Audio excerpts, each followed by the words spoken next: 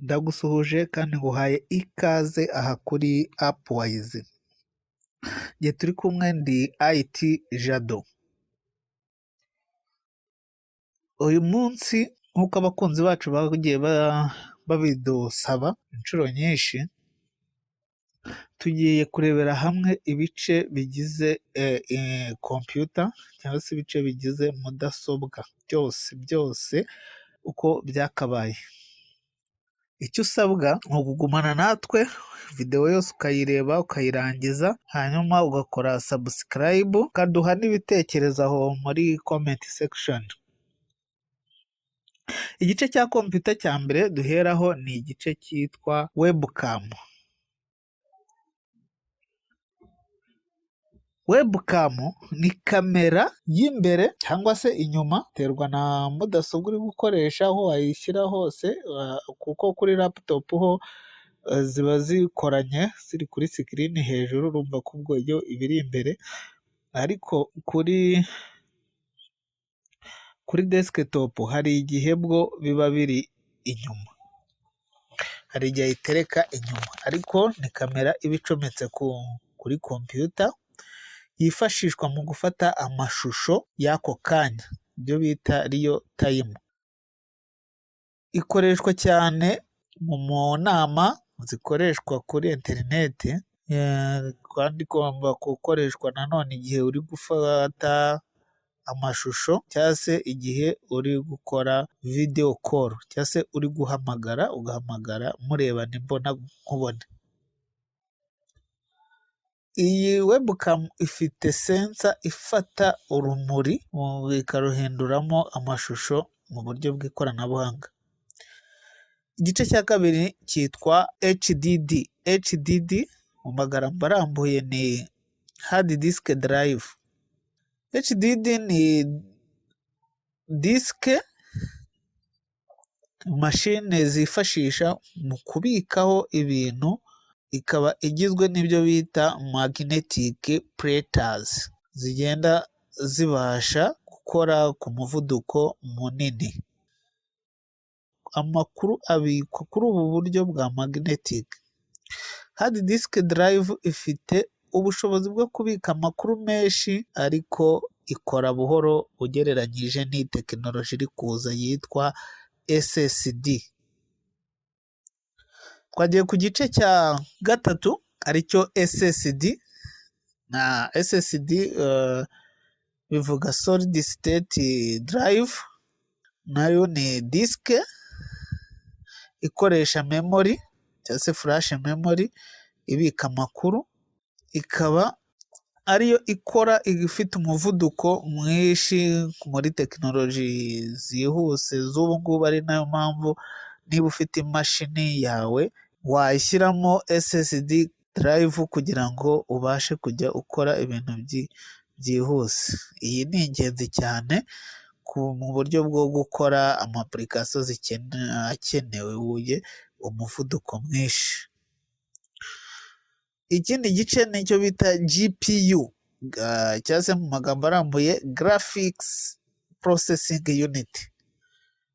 Iyi Graphics Processing Unit ni processor yihariye itunganya amashusho, ifite ubushobozi bwo gukora parallel processing, bigatuma ibasha gutunganya amashusho y'imikino, video, animation n'ibindi byerekeranye n'amashusho. Ikunze kuba kuri karita yihariye cyangwa ikaba kuri processor. Iyo ibaye kuri processor iba yitwa integrated GPU, integrated graphics processing unit. Ikindi gice gikurikira aricyo cya gatanu ni microphone. Microphone ni igikoresho cyifashishwa mu gihe umuntu ari gufata amajwi, ni ukuvuga ngo kenshi mu byita recording. Kuko recording rero hifashishwa iki gice cya mudasobwa cyitwa microphone.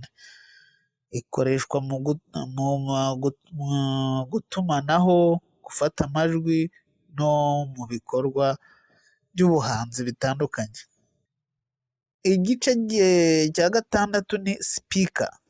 Speaker ni igice cya mudasobwa kibasha gusohora amajwi ku buryo abantu bayumva. Bivuze ko microphone ni igice cya mudasobwa cyinjiza amajwi muri mashine, ariko iyo umuntu ashatse noneho kumva ibyo mashine yafashe yifashisha speaker, kuko niyo ifata amajwi ikayagarura cyangwa se ikayasubiramo ikayarangurura, hanyuma tukumva ibyo mashine ibitse ibyo ari byo.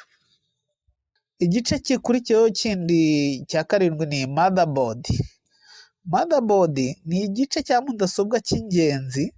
Iyi board ifite insinga cyangwa se circuit, ifite circuit zihuza processor, RAM, GPU na SSD, hard disk n'ibindi bice byose. Urebye iki kirakora nk'umutima wa mudasobwa, kuko ituma ibice byose bishobora gukorana neza. Igice kindi aricyo cya munani ni monitor. Monitor ni ekara cyangwa se icyuma cyangwa igice gituma hagaragara amashusho ava muri mudasobwa. Igaragaza interface y'ukoresha amashusho y'imikino, video n'ibindi. Tubyumve neza, dufite igice twise webcam, aricyo gifata amashusho kiyinjiza muri mudasobwa. Ahangaha tukagira microphone nanone ariyo ifata amajwi iyinjiza muri mudasobwa. Ibyo bice bibiri byinjiza amajwi n'amashusho, hakaza ibindi bigaragaza bya bintu byinjijwe muri mudasobwa, ari byo monitor izagaragaza ya mashusho ya webcam yabashije gufata, na speaker izabasha gusohora ya majwi tukumva ibyinjijwe muri ya computer yacu. Igice twigiriye ku gice cya 9 aricyo external drive. External drive ni diske cyangwa se flash diske byifashishwa hanze ya mudasobwa. Bivuze ngo igihe dukeneye kubika ibintu bitabitswe imbere muri mudasobwa, twifashisha external drive, ishobora kuba ari hard disk cyangwa se flash disk uzacomekaho ukabikaho ibintu, icyo twebwe twita cyangwa mu ikoranabuhanga cyitwa backup. Iyo ushaka gukora backup ni ugufata kopi zari zibitse muri mudasobwa yawe, ukazishyira ku yindi device cyangwa se ku yindi drive itari muri mudasobwa, ku buryo mudasobwa yawe ibaye igize ikibazo, wowe wazabasha kubibona wifashishije bya bindi wabitse ku ruhande. Ikindi gice ni connector. Ni igice cy'inyuma. Icyo gice rero gifasha device za computer cyangwa se ibindi bice bya computer kwikonegita cyangwa se kwihuza cyangwa guhuza na computer. Connector twavuga urugero ni USB connector, HDMI, Ethernet cables n'izindi. Igice cya 11 ni thermopaste. Ni amavuta yihariye ashyirwa hagati ya processor na heat sink kugira ngo afashe gukwirakwiza ubuhehere cyangwa se ubukonje neza, bituma processor itangirika kubera ubushyuhe bwinshi. Igice gikurikiyeho ni cya 12 cyitwa VRM, voltage regulator module. Iyi ngiyi voltage regulator module ni icyuma kigenzura umuriro uva ku murongo w'amashanyarazi ukagera kuri processor. Iki cyuma gifasha kugabanya no kugenzura voltage itangwa kugira ngo processor ikore neza kandi itangirika. Igice gikurikiyeho ni internal drive base. Internal drive base ni imyanya iri kuri motherboard ya mudasobwa, aho ushyira disike za HDD cyangwa se SSD. Izi bay zifasha mu gutunganya no kubika disike mu buryo butekanye. Igice cya 14 ni RAID controller. RAID controller ni ikarita cyangwa se software igenzura uburyo disiki nyinshi zihuza mu buryo bwa RAID, redundant array of independent disk. RAID bivuga redundant array of independent disk, bigafasha kongera umutekano w'amakuru cyangwa umuvuduko kubika no gusoma amakuru kuri ya za hard disk cyangwa se SSD ziri muri computer. Igice cya 15 ni modem. Modem ni igikoresho gihindura amakuru ava kuri mudasobwa mu buryo bw'ikoranabuhanga akajya kuri internet, digital to analog.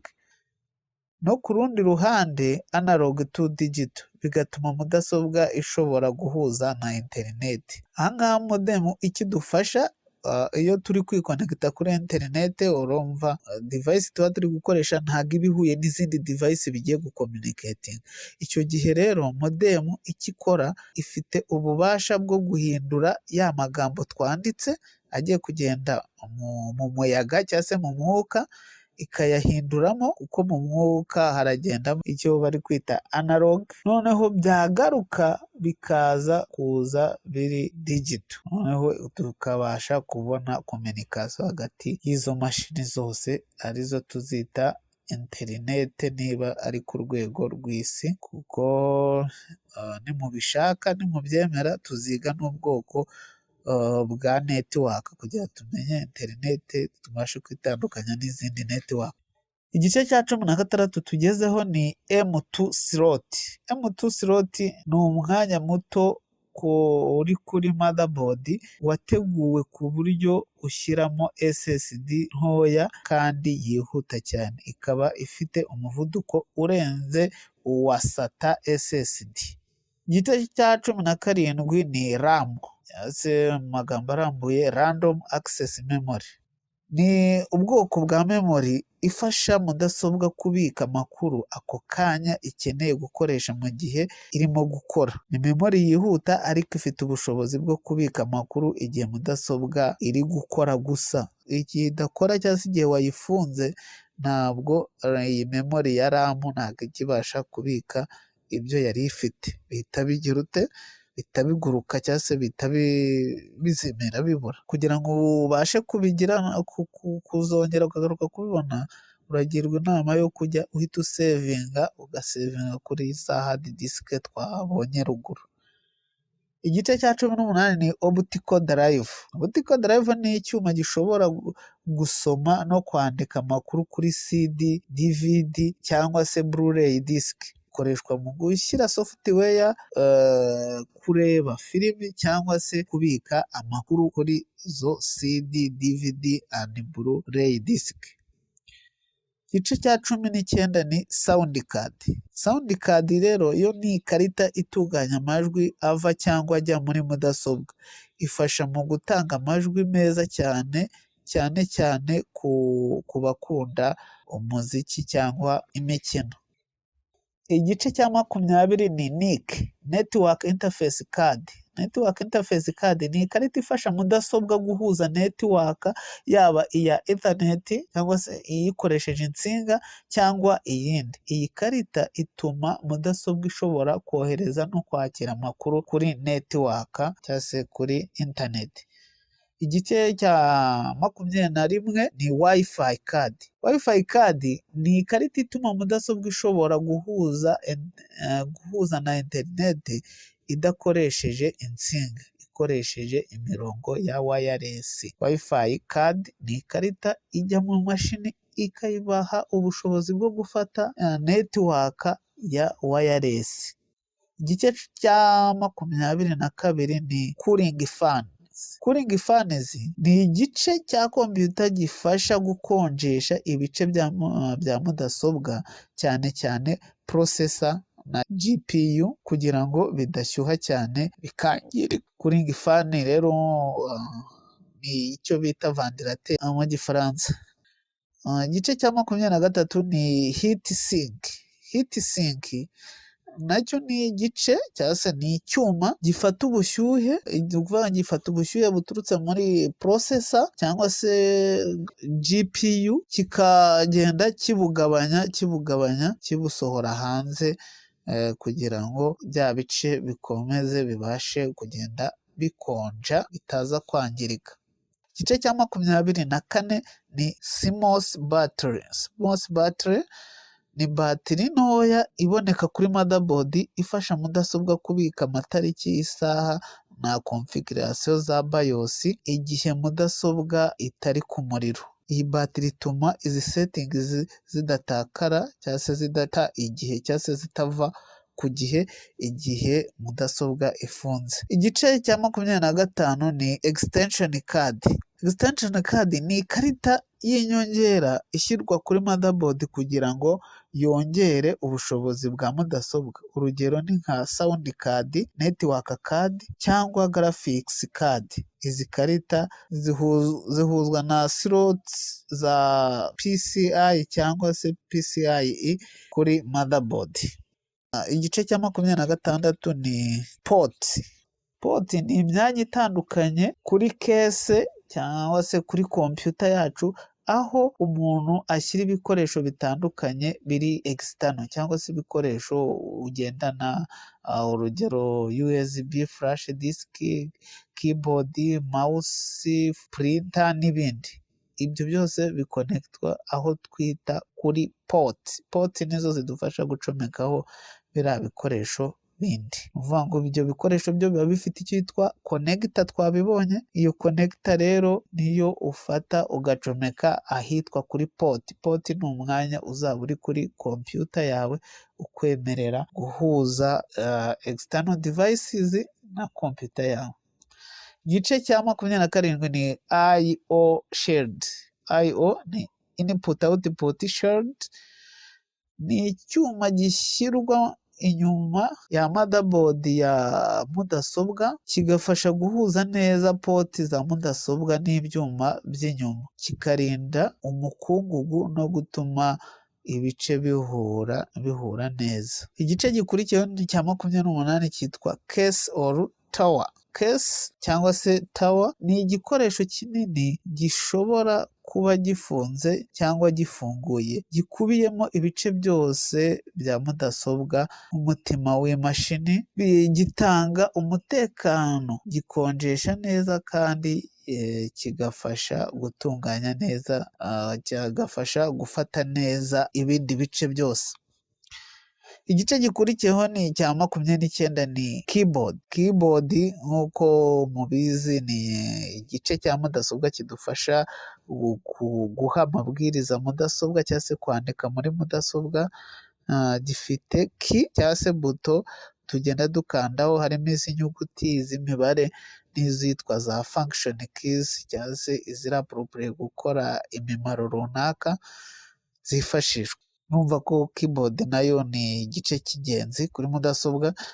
Igice kindi gikurikiyeho cya 30 ni mouse. Mouse twese turayizi, ni ya device dufata tukagenda tuyikurura ahantu hari flat kandi hari smooth, then igahita ituma akantu kaba kari muri screen kitwa pointer kamuvinga, tukabasha kuba twakomandinga computer yacu bitewe n'icyo dushaka twifashishije iyo mouse.